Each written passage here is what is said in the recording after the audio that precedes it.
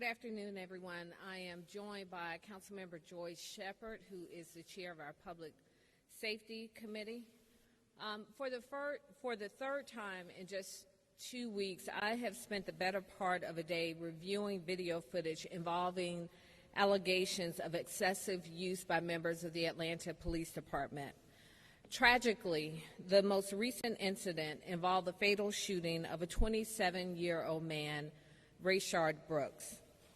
Officers were called in response to Mr. Brooks falling asleep in his car while in the drive-through line at a local Wendy's. After a series of questions and administering a field sobriety test, officers attempted to arrest Mr. Brooks.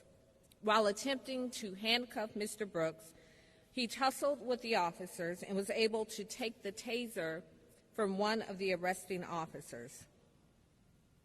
As Mr. Brooks ran away, he turned over his shoulder and appears to fire the taser at one of the officers.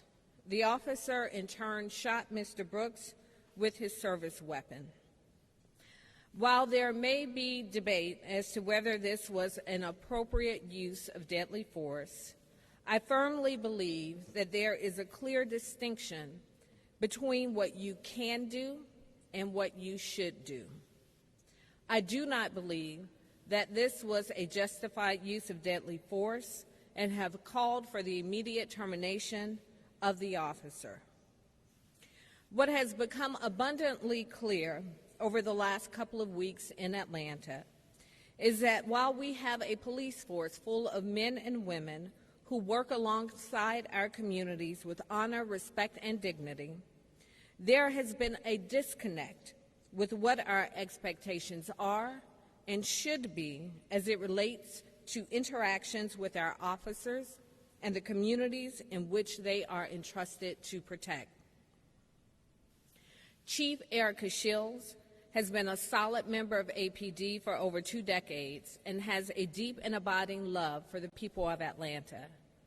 And because of her desire that Atlanta be a model of what meaningful reform should look like across this country, Chief Shields has offered to immediately step aside as police chief so that the city may move forward with urgency in rebuilding the trust so desperately needed throughout our communities.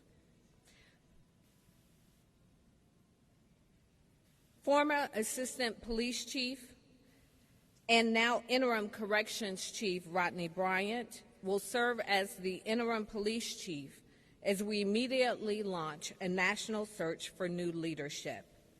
Chief Shields will continue in a role to be determined.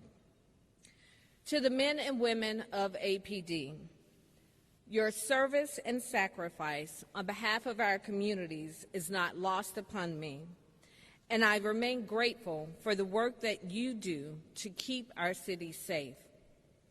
But as Dr. King reminded us many years ago, there is a fierce urgency of now that calls upon each of us, myself included, to be held accountable to the communities in which we are entrusted to serve.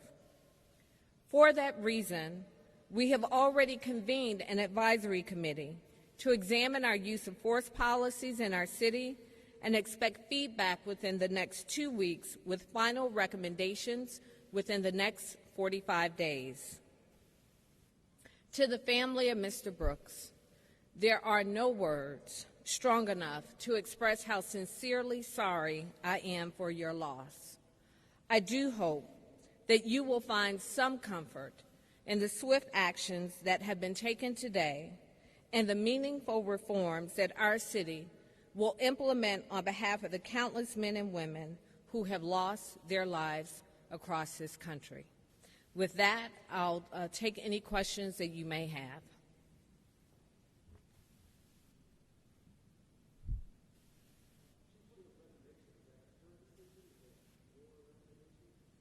This was her decision to step aside as police chief, yes. I have accepted it. She will remain with the city in a role to be determined to help us plan and implement a course forward, but she is stepping aside as police chief.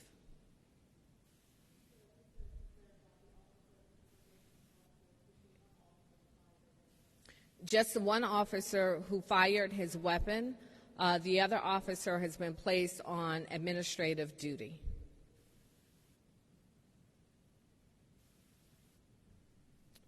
All right, thank you.